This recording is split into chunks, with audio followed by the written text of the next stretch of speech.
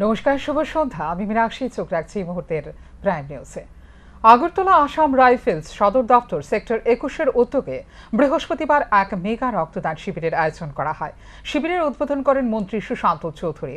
তারপর আয়োজিত শিবিরে বক্তব্য রাখতে গিয়ে মন্ত্রী সুশান্ত চৌধুরী রাজ্যে রক্তের যোগানের আসল চিত্র তুলে ধরেন। তিনি বলেন, রাজ্যে রক্তের চাহিদার তুলনায় যোগানে অনেকটা ফারাক রয়েছে, তাই নিয়মিত রক্তদান শিবির সংগঠিত না করলে রক্ত সংকট দেখা দিতে পারে। তাই এদিকে গুরুত্ব দিতে হবে রাজ্যবাসীকে। তিনি আরো বলেন, মুখ্যমন্ত্রী এবং রাজ্য সরকার ব্লাড ব্যাংক কর্তৃপক্ষকে বলেছেন, যেখানে রক্তদান শিবিরের আয়োজন করা হবে সেখানেই যাতে তারা গিয়ে রক্ত সংগ্রহ করে। রক্ত সংগ্রহ করতে যাতে কোনো ধরনের গাফিলতি না করা হয় তার জন্য বলা হয়েছে। সব অংশের মানুষকে রক্তদানের শিবিরে এগিয়ে আসতে হবে। মন্ত্রী আরো বলেন, রক্তদান নিয়ে এখনো মানুষের মনে কিছুটা ভয় ভীতি রয়েছে, কিন্তু ভয় ভীতির কোনো কারণ নেই। রক্ত দিলে শরীরে রক্ত উৎপন্ন হয়ে যায়। বিশেষ করে রক্ত দিলে শরীরে কোনো ধরনের রোগ থাকলে তাহলে সেটাও চিহ্নিত হয়ে যায়। তিনি আরো বলেন, একজন ব্যক্তির রক্ত দিয়ে 4 জন মুমূর্ষ রোগীকে বাঁচানো সম্ভব হয়। এর জন্য কেউ যাতে পিছু পা না থাকে, রক্তদানে এগিয়ে আসে, তার জন্য আহ্বান জানান মন্ত্রী সুশান্ত চৌধুরী। এদিন আসাম রাইফেলসের জওয়ানদের রক্তদানে এগিয়ে আসার জন্য ধন্যবাদ জ্ঞাপন করেন তিনি। এদিন রক্তদানে এগিয়ে আসা আসাম রাইফেলস জওয়ান, বিএসএফ জওয়ান এবং তাদের পরিবারের লোকজনও রক্তদান শিবিরে অংশ নিয়েছেন। তাদের সাথে কথা বলে মন্ত্রী সুশান্ত চৌধুরী রক্তদান সম্পর্কে উৎসাহিত করেন। আগামী দিনে এই ধরনের সামাজিক কর্মসূচি দেশ রক্ষার পাশাপাশি অব্যাহত রাখতে উদ্যোক্তা ও রক্তদাতাদের কাছে আহ্বান জানান মন্ত্রী। তিনি বলেন, এটি একটি অত্যন্ত প্রশংসনীয় উদ্যোগ। এই ধরনের সামাজিক কর্মসূচি আগামী দিনেও জারি রাখবেন জওয়ানরা। तो लैब से उनको ये बोल दिया जाएगा फोन करके ओवर टेलीफोन कि आपने ब्लड दिया था, आपके ब्लड में ये हमें मिला है, आप थोड़ा डॉक्टर से बात कर लीजिए। अगर ये लोग नहीं बोलते, मुझे पता नहीं होता शायद कि मेरा ये प्रॉब्लम है, तो मैं ब्लड देके दूसरों को भी मदद नहीं कर रहा हूं, मैं अपने आप को भी मदद कर रहा हूं अपनी बीमारी के बारे में जानने के लिए। ये एक विषय है। जो दूसरा विषय है ब्लड को लेके, हम ये सोचते हैं कि मैंने ब्लड दे दिया उनको, वो जो मरीज है वो अच्छा हो गया, उसके भला हो गया, मैं खुश हूं। हम एक यूनिट ब्लड को देके 4 आदमी का जीवन बचा सकते हैं। कैसे? डायरेक्ट ब्लड दे सकते हैं। प्लाज्मा होता है ब्लड से, आपको पता होगा प्लाज्मा थेरेपी, कोविड के टाइम पे प्लाज्मा थेरेपी का बहुत ही आप सुने थे शायद। प्लाज्मा थेरेपी कर सकते हैं ब्लड के द्वारा। आरबीसी जिसके शरीर में कम है, रेड ब्लड सेल, आरबीसी हम दे सकते हैं। जिसके शरीर में डब्ल्यूबीसी कम है, व्हाइट ब्लड सेल, हम व्हाइट ब्लड सेल दे सकते हैं। একদিকে পানীয় জলের সমস্যা, অপরদিকে বিদ্যুৎ ও রাস্তাঘাটের সমস্যা। গ্রাম পাহাড় সর্বত্র এই সমস্যায় জর্জরিত মানুষ, যা মানুষের নাগালের বাইরে চলে গেছে। পরিস্থিতি এতটা উদ্বিগ্ন হয়ে উঠেছে যে মানুষ রাস্তায় নামতে বাধ্য হচ্ছে। সকলের মনে একটাই বিষয় ঘুরপাক খাচ্ছে, সেটা হলো রাস্তায় না নামলে হয়তো দাবি পূরণ হবে না। যার জন্য রাস্তায় নেমে মানুষ প্রশাসনিক কর্মীদের হেস্তনেস্ত করে সরকারকে জানান দেয় কতটা মুখ থুবড়ে পড়েছে উন্নয়ন জোয়ারের। যার কারণে বিকাশ ত্রিপুরায় এখন নিত্যদিনের ঘটনা হয়ে দাঁড়িয়েছে সড়ক অবরোধ। প্রায় প্রতিদিনের মতোই বৃহস্পতিবার পানীয় জলের দাবিতে জাতীয় সড়ক অবরোধ করল এলাকাবাসী।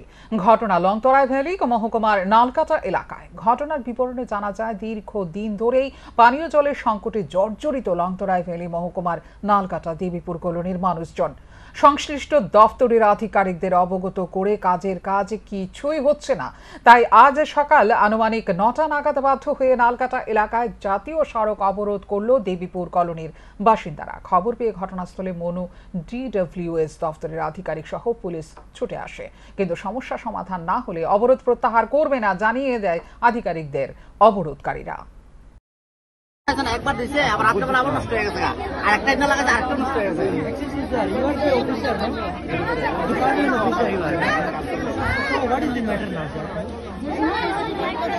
I am not here to explain you. Okay. Because so many differences are there. Yeah, I know. That's why I'm telling you. I know. I can explain why they are not. You tell me, no. রাজ্যে মাছের ঘাটতি রয়েছে। মাছের উৎপাদন বৃদ্ধি করতে বৃহস্পতিবার অনুষ্ঠিত হয় মৎস্য দপ্তরের পর্যালোচনামূলক বৈঠক। রাজধানীর গোর্খাবস্তি স্থিত মৎস্য দপ্তরের কার্যালয়ে হয় এই বৈঠক। বৈঠকে উপস্থিত ছিলেন দপ্তরের মন্ত্রী সুধাংশু দাস, দপ্তরের অধিকর্তা সহ বিভিন্ন জেলার আধিকারিকরা।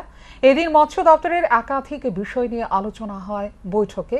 মন্ত্রী সুধাংশু দাস সাংবাদিকদের মুখোমুখি হয়ে জানান, এদিন মৎস্য দপ্তরের রাজ্যভিত্তিক পর্যালোচনা বৈঠক করা হয়েছে। এই বৈঠকের মূল উদ্দেশ্য হচ্ছে 2023-24 অর্থ বছরে মৎস্য দপ্তর যে লক্ষ্যমাত্রা হাতে নিয়েছিল তা কতটা পূরণ হয়েছে খতিয়ে দেখা, সফলতা কতটা এসেছে তা খতিয়ে দেখা হয়েছে, দপ্তরের ব্যর্থতাগুলিও খতিয়ে দেখা হয়েছে। পাশাপাশি 2024-25 অর্থ বছরের লক্ষ্যমাত্রা নিয়ে আলোচনা হয়েছে। সাংবাদিকদের এক প্রশ্নের জবাবে মন্ত্রী জানান, রাজ্যে এখনও মৎস্য উৎপাদনে ঘাটতি রয়েছে। মৎস্য উৎপাদন বৃদ্ধি করার জন্য রাজ্যের বিভিন্ন স্থানে 4টি জায়গা চিহ্নিত করা হয়েছে। আগামী দিনে এই জায়গাগুলিকে মাছ চাষের উপযুক্ত করে তোলে সেখানে মাছ চাষ করা হবে। সময় পরে আজ আমরা ফিশারি ডিপার্টমেন্টের state level review meeting organise করছি এবং এই মিটিংয়ের মূল উদ্দেশ্য হচ্ছে 2023-24 অর্থ বছরে আমাদের রাজ্যে ফিশারি ডিপার্টমেন্টের উপর যে বাজেট আমরা রেখেছিলাম সেই বাজেটের কতটা আমরা অ্যাচিভ করতে পেরেছি, কি আমাদের সাকসেস স্টোরি রয়েছে, যেটা টার্গেট আমরা বিভিন্ন জেলায় গিয়ে টার্গেট দিয়ে এসেছিলাম ফিশ প্রোডাকশন ইনক্রিজ করার জন্য, ফিশারি ডিপার্টমেন্টকে আরও বেশি সক্রিয় করার জন্য, বা আমরা যাতে রাজ্যের চাহিদা পূরণ করতে পারি। তো সেই বিষয় নিয়ে আমরা আজকে আলোচনা রাখব এবং আমাদের প্রত্যেকটা জেলার ডেপুটি ডাইরেক্টররা রয়েছেন, আমাদের ডাইরেক্টরেট যারা হাই অথরিটি রয়েছেন তারা আছেন এবং আমরা সবাই মিলে এই বিষয় নিয়ে আমরা আজকে আলোচনা করব। আলোচনার মূল উদ্দেশ্য হচ্ছে কি আমরা অ্যাচিভ করেছি, কি আমাদের সাকসেস স্টোরি রয়েছে, কোথাও আমাদের ফেলিওর রয়েছে কিনা না। তো এই সমস্ত বিষয় নিয়ে আলোচনা করে এই বছর যেটা চলতি বছর আমাদের 24-25, যদিও আমরা লোকসভা নির্বাচনের কারণে বা এমসিসির কারণে আমাদের অনেকটাই ডিলে হয়েছে এই বছরটা শুরু করতে, তবু আমরা মিশন মোডে কিভাবে পুরো বছরের টার্গেটটাকে আমরা অ্যাচিভ করতে পারি সেই বিষয় নিয়ে আজ আমরা আলোচনা রাখবো এবং টার্গেট ফিক্সড করে আগামী দিন রেসপেক্টিভ ডিস্ট্রিক্টকেও সেইভাবে টার্গেট ডিভাইড করে দেওয়া হবে।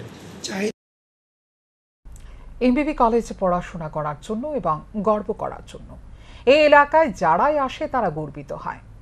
কেউ যাতে এই কলেজ চত্বরে এসে ড্রাগস নেওয়া ও অসামাজিক কাজ করার সাহস না দেখায়। কেউ কলেজ চত্বরে এসে এ ধরনের অসামাজিক কার্যকলাপ কলেজ চত্বরে সংগঠিত করতে চাইলে তাদের প্রতিরোধ করা হবে, এমনটাই হুঁশিয়ারি দিলেন উচ্চ শিক্ষা দপ্তরের অধিকর্তা এনসি দেববর্মা। বৃহস্পতিবার এমবিবি কলেজ এলামনি অ্যাসোসিয়েশনের উদ্যোগে ও ত্রিপুরা এইডস কন্ট্রোল সোসাইটির সহযোগিতায় এমবিবি কলেজের সামনে থেকে এক সচেতনমূলক কর্মসূচির আয়োজন করা হয়। এদিন এইচআইভি নিয়ে স্ক্যানিং করা হয় ছাত্রছাত্রীদের। তিনি আরও বলেন, এই ধরনের কর্মসূচির মূল উদ্দেশ্য হল ছাত্রছাত্রীরা যাতে নেশামুক্ত থাকে। তারা দেশের ভবিষ্যৎ, তারা সুষ্ঠুভাবে গড়ে উঠলেই দেশ এবং রাজ্য এগিয়ে যাবে বলে অভিমত ব্যক্ত করেন তিনি। তারপর মিছিলটি বিভিন্ন পথ পরিক্রমা করে কলেজ প্রাঙ্গণে এসে সমাপ্ত হয়। আয়োজিত অনুষ্ঠানে এছাড়াও অতিথিদের মধ্যে উপস্থিত ছিলেন ত্রিপুরা এইডস কন্ট্রোল সোসাইটির প্রজেক্ট ডিরেক্টর সমার্পিতা দত্ত, এমবিবি কলেজের অধ্যক্ষ নির্মল ভদ্র, এমবিবি কলেজ অ্যালামনি অ্যাসোসিয়েশনের সহসভাপতি ভোলানাথ সাহা। মিছিলে উপস্থিত ছিলেন কলেজের ছাত্রছাত্রীরা।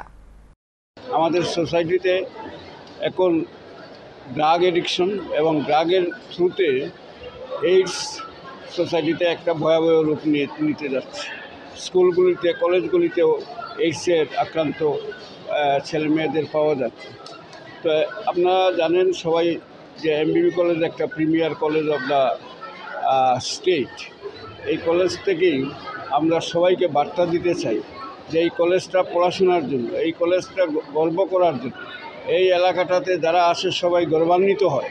এখানে যাতে কেউ সাহস না করে যে এখানে এসে এখানে ড্রাগ নেয় বা অন্য যেটা অসামাজিক কাজ সেটার সঙ্গে যুক্ত থাকে।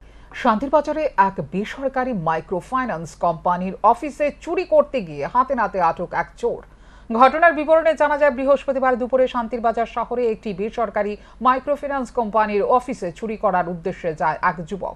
সেই সময় অফিসের কর্মীরা অফিস বন্ধ করে দুপুরের খাবার খাচ্ছিল। এমন সময় এক কর্মীর মোবাইলে ফোন আসে।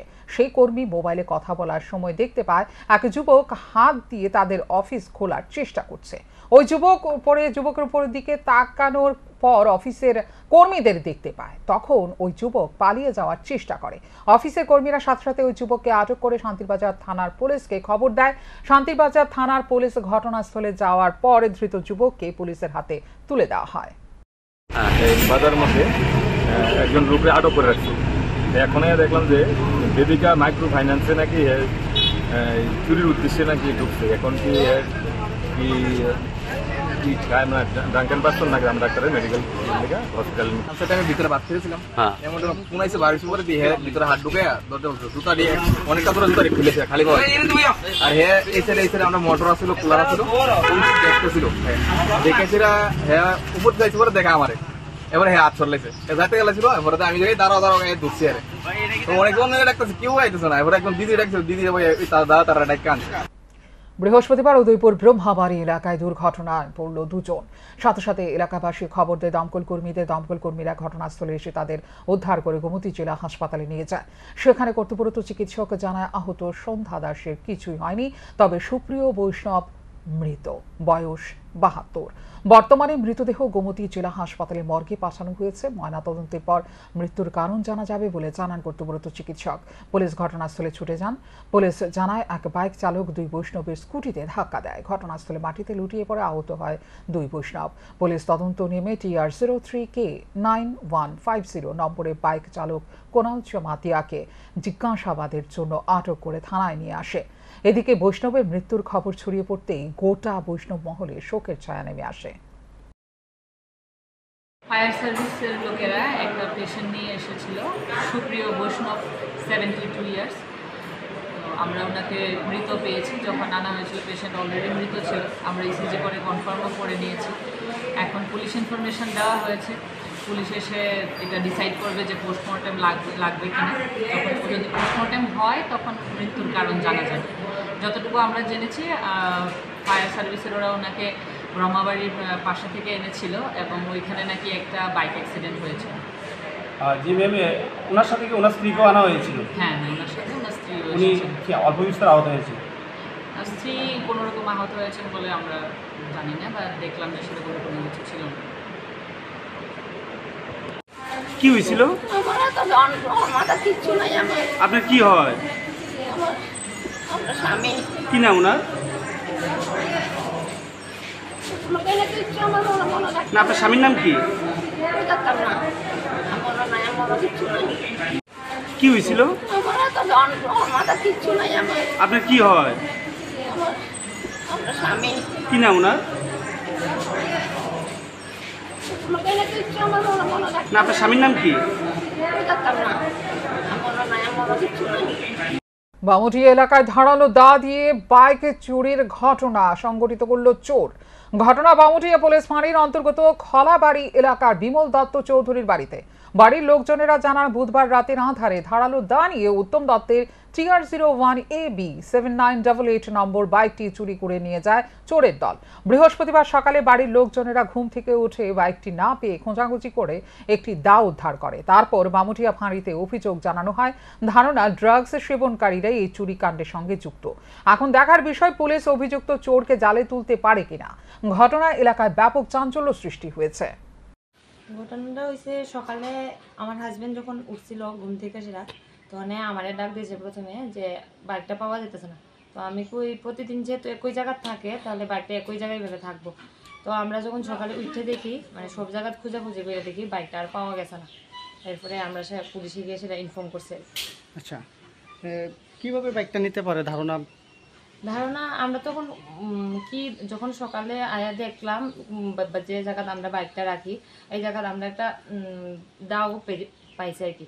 তো সামনে যেহেতু আমরা ধারণা দাও পাইছি, তারা লোকটা আমরা নতুন লোক লাগাইছি, নতুন ব্যাটারি সবকিছুই নতুন, কিছুদিন মাত্র আগে পাল্টাইছিলাম সবকিছুই।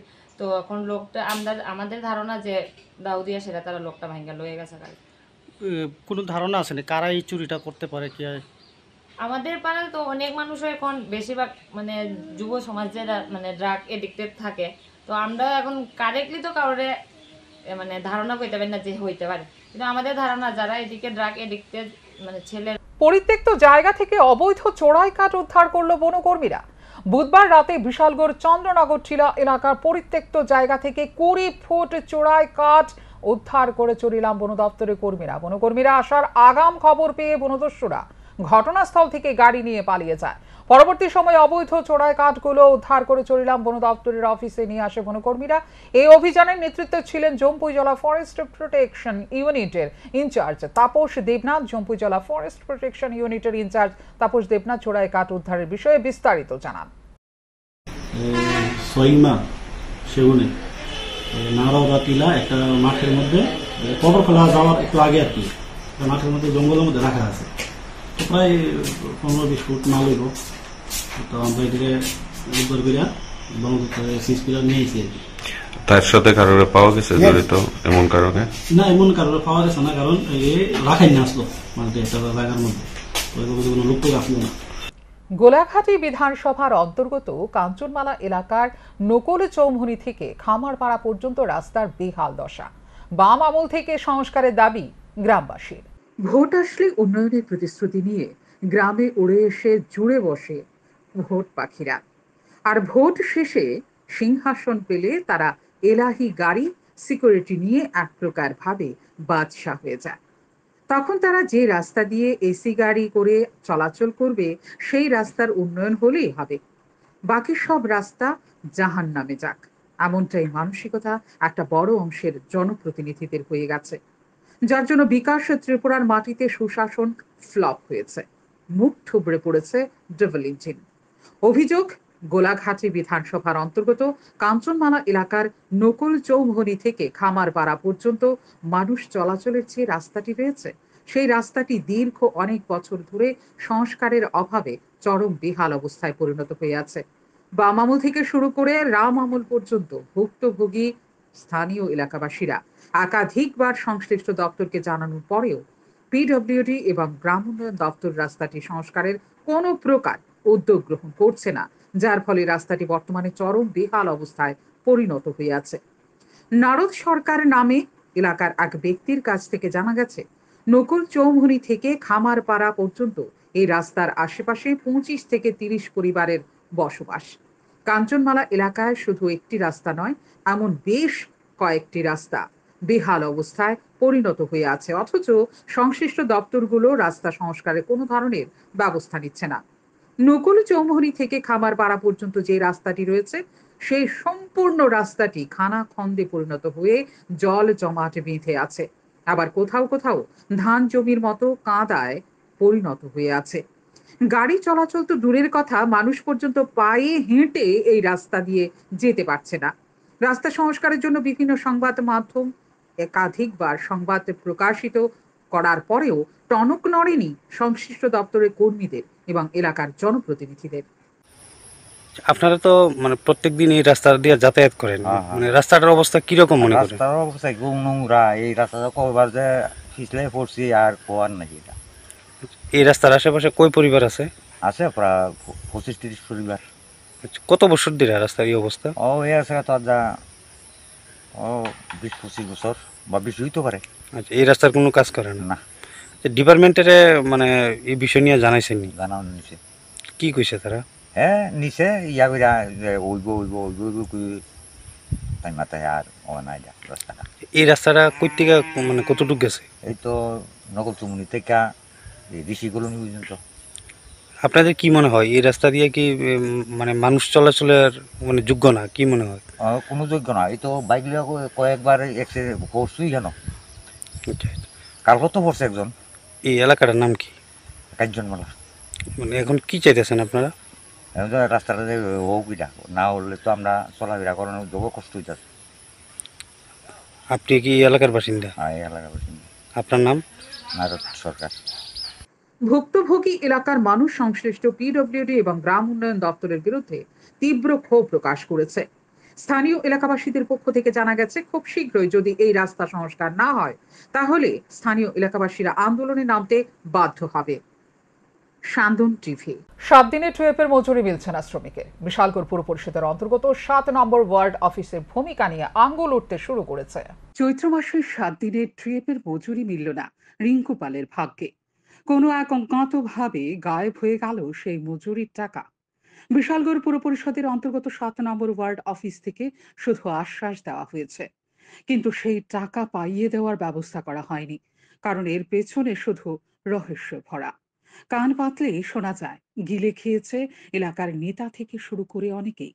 মহিলার অভিযোগ, তিনি গত চৈত্র মাসে 14 দিন ট্রেপের কাজ করেছেন। মাস শেষে দেখতে পায় মাত্র 7 দিনের মজুরি ব্যাংক অ্যাকাউন্টে ঢুকেছে। বাকি টাকা কি হয়েছে সেটা বুঝে উঠতে না পেরে সাথে সাথে ওয়ার্ড অফিসে ছুটে যায় বিশালগড় অফিস টিলা এলাকার বাসিন্দা রিঙ্কু পাল। সেখানে যাওয়ার পর ওয়ার্ড অফিসে অফিসার তাকে বলে অ্যাকাউন্ট বই আপ টু ডেট করার জন্য। সাথে সাথে আপ টু ডেট করে আনার পর দেখেন অ্যাকাউন্টে টাকা নেই 7 দিনের। তারপর ওয়ার্ড অফিসে গিয়ে আবারও অভিযোগ জানালে তারা বলেন হয়তো বইটি আপ টু ডেট হয়নি সঠিকভাবে। ব্যাংক অ্যাকাউন্টের বইটি রেখে আসার জন্য যথারীতি বইটি রেখে আসার পর পরবর্তী সময় রিঙ্কুকে জানানো হয় ঠিকই ব্যাংক অ্যাকাউন্টে 7 দিনের মজুরি ঢোকেনি। তারপর তাকে আশ্বাস দেওয়া হয়েছিল পরবর্তী সময় যখন আবার ট্রেপের কাজ আসবে তখন সে টাকা ব্যাংক অ্যাকাউন্টে দিয়ে দেওয়া হবে। কিন্তু 2 মাস হতে চলেছে, এখন পর্যন্ত 7 দিনের ট্রেপ মজুরি ব্যাংক অ্যাকাউন্টে ঢোকেনি। এখনো ওয়ার্ড অফিসের দরজায় গিয়ে প্রতিদিন কড়া নাড়ছে রিঙ্কু, কিন্তু কোনো আশ্বাস মিলছে না। শেষ পর্যন্ত সংবাদ মাধ্যমের মুখোমুখি হয়ে তিনি এই বিষয়ে আক্ষেপ প্রকাশ করে সরকারি দৃষ্টি আকর্ষণ করেন। ঘটনা, আমি 7 দিনের কামের টাকা পাইছি না, 17 মাসে কাম করছিলাম, পরে টাকা ঢুকছিল না, আমি সই দিতাম গেছি, পরে দাদা কইছে আমার সইটা টাইনে বলে দিয়ে দিব, টাইনে দিয়ে দিব, এরপরে দিয়ে সবার টাকা ঢুকে গেছে 17 মাসের লাস্টে, আমার টাকা ঢুকছে না। তো আমি টাইনে গেছিলাম পরে টাইনে গেছি, দাদা আমার টাকাটা ঢুকছে না, কে প্রথমটা বই 8 ফুট করাইছি নি, তারপরে দিয়ে 8 ফুট করে আবার লয়ে গেলাম টাইনের বাড়ি, ও দাদা আমি 8 ফুট করেছি, টাকাটা ঢুকছে না। তো টাইনে কথা আমার কাছে বইটা দিয়ে যাও, আমি 8 ফুট করাম, তোমরা মনে ভাত ফারি করছো আমার লোক। তো এবারটা লয়ে গেছে বইটা, তো এবারটা আসলে বইটা 3-4 দিন আসলে পরে আবার গেছি, আমি দাদা বইটা 8 ফুট করাইছি নি, তো আমি টাকাটা খাইলাম না, আমি করাইছি নি, করাইছি তোমরা বইটা টাকাটা ঢুকছে না। তারপরে দিয়ে করতেছে কইছে আবার ফরেন লড়ে ঢুকাই দিব তোমার টাকাটা, এই লড়ে ঢুকছে না, আমি ফরেন লড়ে ঢুকাম, ফরেন লড়ে কাজ করেছে পরে সই দিতে গেছে পরে আমি আবার পেয়েছি দাদা ফরেন লড়ে 17 মাস টাকাটা কিন্তু আমরা কিন্তু 14 দিনের 7 দিনের টাকা পাইছি, তারা সবার টাকা পাই, আমার মনে হয় তাই না টাকাটা আমার টাকাটা ঢুকাইছেন। তবে প্রশ্ন উঠতে শুরু করেছে বিশালগড় পুর পরিষদের ভূমিকা নিয়ে, কারণ 2 মাস হতে চলেছে একজন অসহায় শ্রমিকের মজুরি কিভাবে উধাও হয়েছে সেটাই বের করতে পারল না। এই ধরনের ঘটনা অসহায় শ্রমিকদের মাথায় আকাশ ভেঙে পড়া ছাড়া আর কিছু না। শান্তন টিভি।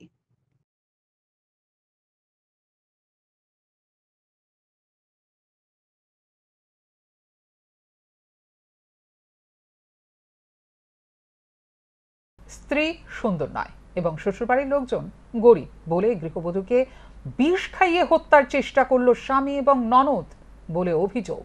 বর্তমানে তরুণী গৃহবধূ জিবি হাসপাতালে চিকিৎসাধীন। গৃহবধূর নাম রহিমা আক্তার, বয়স 18। ঘটনার বিবরণে জানা যায় উদয়পুর শালগোড়া এলাকার আবুল হোসেন নামে এক ব্যক্তির সাথে বিয়ে হয় রহিমার।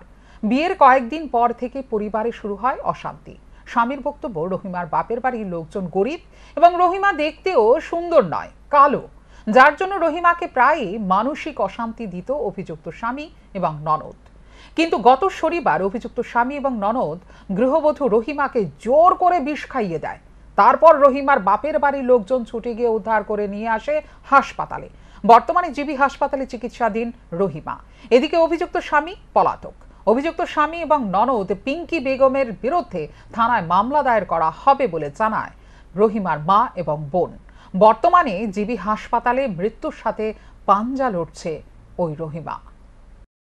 আমার মায়া যেমন দুনিয়াতে গাইতে গাইতে সাইলেছে, আমি জামাইতে কিতা গেলাম, আমার মায়ের শান্তির মতো একটা না, আমি মায়া পেতাম না, আমি জামাইতে তো আমার কোনো করলাম না, আমার আপনার ফিল্ড দিয়েছে হ্যাঁ ফিরে গেছে, আমি নিয়েছে তাই আয়ে গিয়েছে বাঘছে, আর অমনিতে তো আমার মায়ের তো ফোন করে জানাইছে না মায়া কিরকম আছে, না ভালো আছে না খারাপ আছে। এমনি মেয়ের উপর নির্যাতন কতদিন ধরে করতো?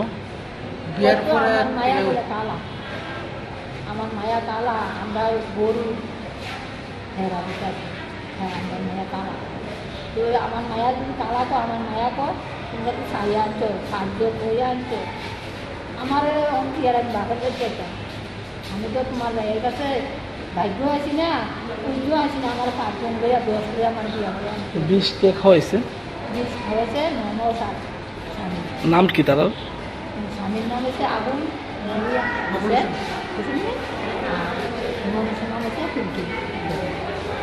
আবুল হোসেন কি করে? বিয়ে হয়েছে কত বছর? বাড়ি কোনখানে? আপনাদের বাড়ি? আপনার মেয়ের নাম কি? আমার মেয়ের নাম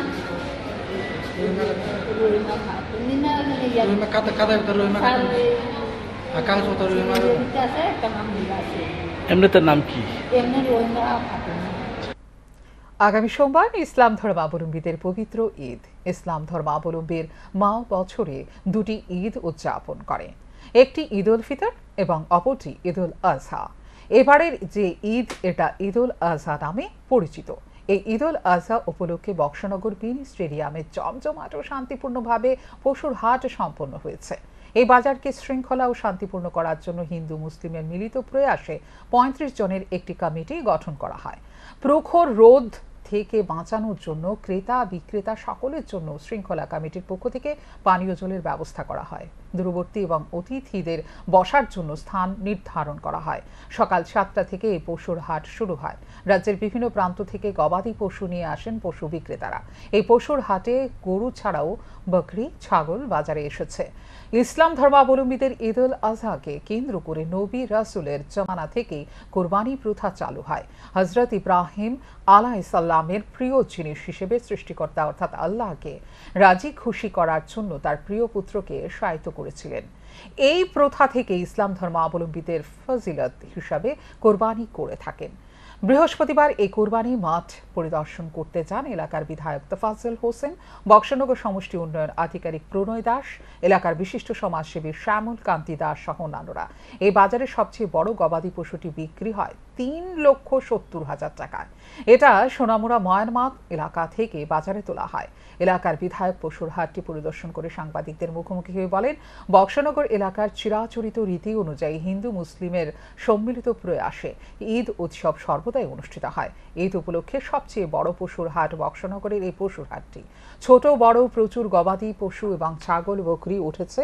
মানুষ উৎসাহ উদ্দীপনার মধ্য দিয়ে ক্রয় বিক্রয় করেছেন। সকলের শান্তি শৃঙ্খলা কামনা করেন বিধায়ক। তাছাড়া এই ঈদ উপলক্ষে বক্সনগর সহ গোটা রাজ্যে জাতি জনজাতি সকল স্তরের মানুষকে ঈদ উপলক্ষে শুভেচ্ছা জ্ঞাপন করেন বিধায়ক তোফাজ্জল হোসেন। আগামী 17 তারিখ সোমবার সারা পৃথিবী মুসলিম ধর্মাবলম্বী যারা আছেন তাদের ঈদ উল আজহা, সে উপলক্ষে আজকে বক্সনগরে খেলার মাঠে যে পশুর হাট বসেছে, সেই পশুর হাট আমার মনে হয় আজ থেকে 15-20 বছর ধরে আজকের যে গরুর হাট এত জমেছে বা পশুর হাট এত সুন্দর জমেছে, প্রচুর মানুষের সমাগম, একটা আনন্দ উল্লাসের মাধ্যমে এই পশুর হাট বক্সনগরে হতে চলেছে। আজকে আমরা এখানে ভিজিট করতে এসেছি। আমার সাথে আমাদের বক্সনগর বিডিও সাহেব আছেন, আমাদের আরও সমাজসেবী জিমুল হক আছেন, এখানে আছেন নজরুল ইসলাম সাহেব। আমরা সবাই মিলে এই গরুর হাট যাতে বা এই পশুর হাট যাতে সুন্দর এবং আনন্দদায়ক হয়, যার জন্য মানুষকে উৎসাহিত করার জন্য আজকে আমরা এখানে উপস্থিত হয়েছি। আজকে আমার জীবনে প্রথম দেখলাম বক্সনগরে এত বড়, এত গরু, এত পশু আজকে এই বাজারে উঠেছে, এত মানুষের সমাগম আমার জীবনে প্রথম দেখলাম। প্রতি বছর হয়ে থাকে, কিন্তু এত বড়, এত জাঁকজমক এইবারে প্রথম হয়েছে বক্সনগরের মধ্যে।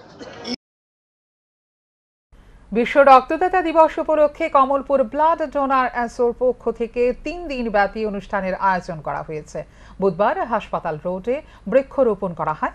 বৃহস্পতিবার কমলপুর বিমল এসডিএমও অফিসের কনফারেন্স হলে এক রক্তদান শিবিরের আয়োজন করা হয়।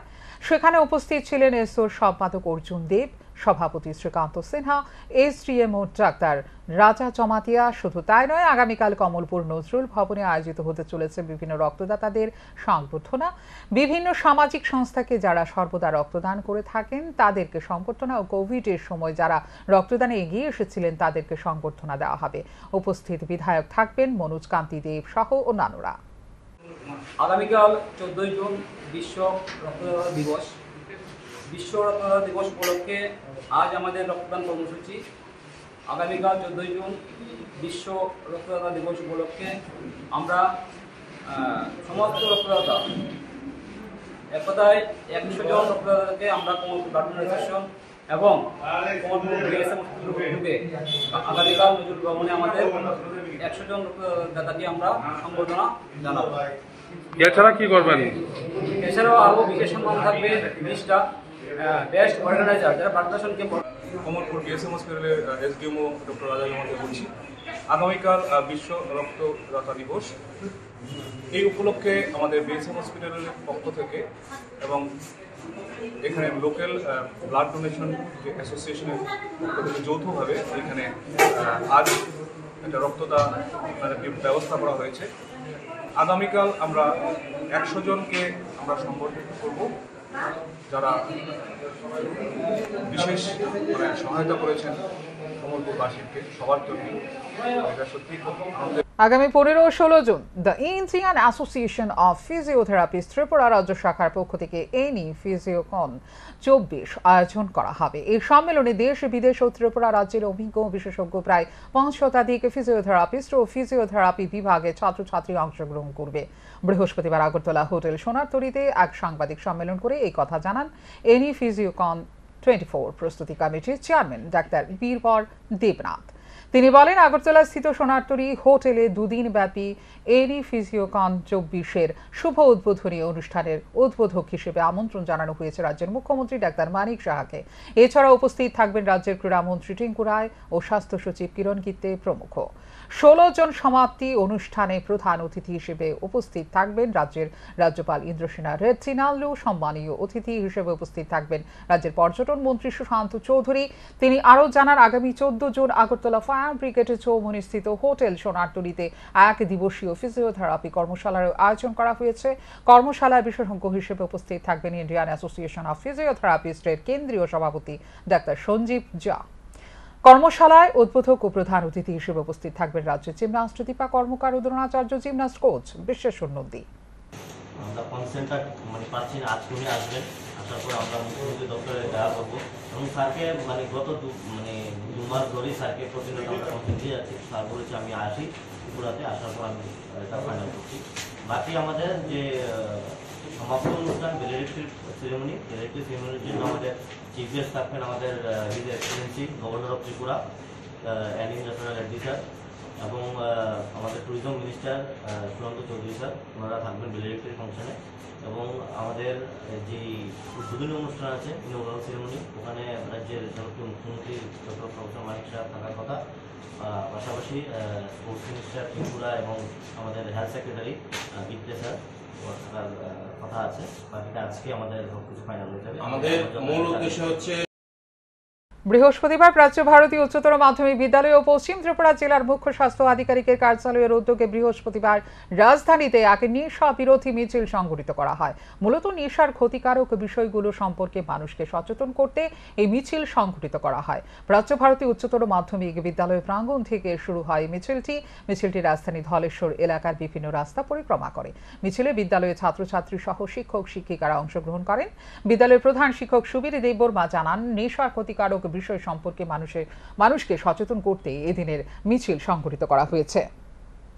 আমাদের বিদ্যালয়ে স্বাস্থ্য দপ্তরের উদ্যোগে আমরা জানি 31শে মে বিশ্ব তামাক বিরোধী দিবস। এই উপলক্ষে আমরা একটা তামাক বিরোধী সংকল্প যাত্রার আয়োজন করেছি বিদ্যালয়ের ছাত্রছাত্রীদেরকে নিয়ে এবং আমাদের স্বাস্থ্য দপ্তরের উদ্যোগে। আমাদের সঙ্গে আমাদের বিদ্যালয়ের ম্যানেজিং কমিটি আছে, শিক্ষক শিক্ষিকারা আছে। আমরা এই এলাকাটা একটা পরিদর্শন করব এবং তামাক বিরোধী যাত্রা উপলক্ষে অনুষ্ঠান করেছি। আজকে আমরা একই উদ্দেশ্যে বিশেষত যুব সমাজকে যে নেশার যে দূষিত প্রকোপ এই সমাজের উপর দিনে দিনে বেড়ে যাচ্ছে, তার এগেনস্টে যেন সমাজ যেন সচেতন হয়, এই উপলক্ষে আজকের এই র্যালি 31শে মে যেটা তামাক বিরোধী দিবস হিসেবে উদযাপিত হয়, সেটার উপলক্ষে আজকে এই অনুষ্ঠান করা হচ্ছে। যাই হোক, আমি এই সমাজের প্রতিটা নাগরিককে, বিশেষ করে অভিভাবকদের আমি একটা মেসেজ দিতে চাই যে please keep A strict vigil about your children, যেন তারা যেন সমাজে যে দেশে সরকার গঠন করেছে এনডিএ। তাই বৃহস্পতিবার 18 সূর্যমণিনগর বিধানসভার মহানগর পঞ্চায়েত থেকে এক বিজয় মিছিল আয়োজন করা হয়।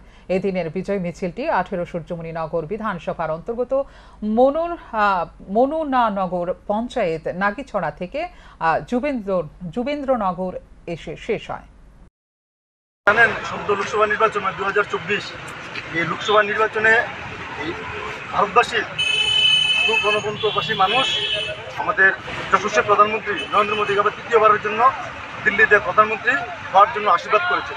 তারই অঙ্গ হিসেবে আমাদের ত্রিপুরা রাজ্যের যে দুটি সিট, পশ্চিম ত্রিপুরা লোকসভা নির্বাচন এবং পূর্ব ত্রিপুরা আসনে আমাদের ভারতীয় জনতা পার্টির দুজন মনোনীত প্রার্থীকে এই রাজ্যের গণদেবতারা বিপুল ভোটে বিরোধীদের জামানত জব্দ করে বিপুল ভোটে জয়যুক্ত করেছে।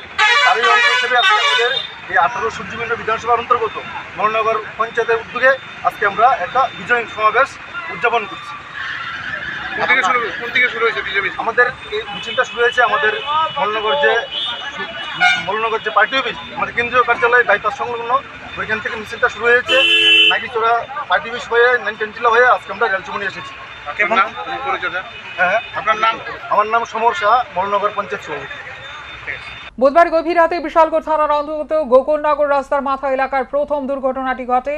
TR01BT0799 নম্বরের একটি ছোট গাড়ি নিয়ন্ত্রণ হারিয়ে রাস্তার পাশে থাকা একটি বাড়িতে ঝুঁকে পড়ে। অল্পতে রক্ষা পায় গাড়ির চালক। স্থানীয় এক যুবক সংবাদ মাধ্যমের মুখোমুখি হয়ে জানায়, গভীর রাতে তারা বিকট শব্দ শুনতে পায়, কিন্তু রাতের বেলায় কেউ আর ঘর থেকে বের হয়নি। বৃহস্পতিবার সকালে তারা দেখতে পায় একটি গাড়ি নিয়ন্ত্রণ হারিয়ে রাস্তার পাশে থাকা এক বাড়িতে ঢুকে পড়েছে। দুর্ঘটনার পর ঘটনাস্থল থেকে পালিয়ে গেছে গাড়ির চালক।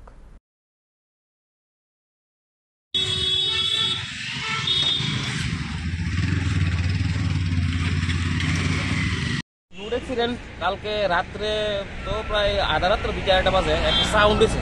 তো আমরা তো ঘুমন্ত অবস্থায়, তো আমরা কিছু বাইরেছি না। তো আজকে সকালে বাইরে দেখি তো এই অবস্থা, গাড়ি পুরো একদম ব্যালেন্স হারা হইয়া, মানে ওভার স্পিড আছে, নিয়ন্ত্রণ হারে। এর মধ্যে কেউ আহত হয়েছে নি? না, এমন কেউ আহত হয়েছে না। আমরা দেখছি না কোনো কিছু, মানে কোনো মানে শুনছেন নি বলে কেউ আহত হয়েছে? না, এরকম কোনো শুনছি না আহত হয়েছে। মালিক মানে গাড়ির মালিক হয়েছে? মালিক আমরা দেখছি না সকালে, মানে কোনো দিকে কেউ আইছে না? এখন থেকে আইছে না। এই ঘটনা কোন জায়গায় দিচ্ছে? এটা গোকুলনগর রাস্তার মাথা, বিশালগড় সাব ডিভিশন। বিশ্ব পরিবেশ দিবসকে সামনে রেখে আগরতলা নেতাজি স্কুলে যুব বিকাশ কেন্দ্র ও নাবাজের উদ্যোগে বৃক্ষরোপণ কর্মসূচির আয়োজন করা হয়। উদ্যোক্তারা জানান 7টি গাছের চারা রোপণ করা হয়েছে এবং এগুলি পরিচর্যা করার দায়িত্ব তাদের। বিগত দিনেও এই ধরনের গাছ রোপণের পর পরিচর্যা করে বড় করে তুলেছে। পরিবেশ সুষ্ঠু ও নির্মল রাখার জন্য এই ধরনের উদ্যোগ বলে জানান উদ্যোক্তারা। हम तो नाबार्ड में काम करते, नाबार्ड से है। नाबार्ड यही चाहता है कि पृथ्वी के भलाई के लिए हमें ज़्यादा से ज़्यादा पेड़ पौधों को लगाना चाहिए। इसी संबंध में हमने कदम उठाया है। हम स्कूल के कैंपस में आज पौधे लगा रहे हैं और हम यही चाहेंगे सभी जो बच्चे यहाँ जो है या वो इस पौधों को खुद बढ़ाते हुए देखें और हर एक बच्चा एक एक पौधा लगाए, जिससे इस पृथ्वी का संवर्धन हो सके। গাঁজা সহ আটক 2 মহিলা। ঘটনা দামছড়া থানার অন্তর্গত পূর্ব নরেন্দ্রনগর নাকা পয়েন্টে অতিক্রম করার সময় পুলিশ সন্দেহমূলকভাবে 2 মহিলাকে আটক করে তাদের সঙ্গে থাকা ব্যাগে তল্লাশি চালিয়ে 10টি প্যাকেটে মোট 30 কিলোগ্রাম শুকনো গাঁজা বাজেয়াপ্ত করে পুলিশ, যার বাজার মূল্য হবে আনুমানিক 3 লক্ষ টাকা। বৃহস্পতিবার সকালে তারা আগরতলা থেকে ট্রেনে করে পানিসাগর স্টেশনে আসে। সেখান থেকে তাদের যাওয়ার কথা ছিল আসামে। দামছড়া থানার অন্তর্গত পূর্ব নরেন্দ্রনগর নাকা পয়েন্টে এসে ধরা পড়ে তারা। ধৃত 2 মহিলার নাম আজমিরি বেগম এবং শালিনী দাস। ধৃতদের বিরুদ্ধে এনডিপিএস ধারায় মামলা নথিভুক্ত করা হয়েছে বলে জানিয়েছেন দামছড়া থানার ভারপ্রাপ্ত আধিকারিক সঞ্জয় মজুমদার। আমাদের দামছড়া থানার অন্তর্গত পূর্ব নরেন্দ্রনগর নাকা গেটে 2জন মহিলাকে সন্দেহজনক অবস্থায় হেঁটে যেতে দেখে আমাদের নাকার যে ডিউটিরত স্টাফ আছে ওদেরকে আটক করেন এবং ওনাদেরকে চেকিং করার পরে ওনাদের কাছ থেকে 10টি প্লাস্টিক কোটেড প্যাকেটের মধ্যে মোট 26 কেজি গাঁজা উদ্ধার করেন। এরপর ওই মহিলাদেরকে আমরা জিজ্ঞাসাবাদ করার জন্য থানাতে নিয়ে আসি এবং ওদের ইনভলভমেন্ট পাওয়া যায় এই কেসে। 2জন মহিলার নাম হলো শালিনী দাস বাড়ি আলমবাজার, উত্তর 24 পরগনা, ওয়েস্ট বেঙ্গল। আরেকজনের নাম আজমেরি বেগম, বৈশালী, বিহার।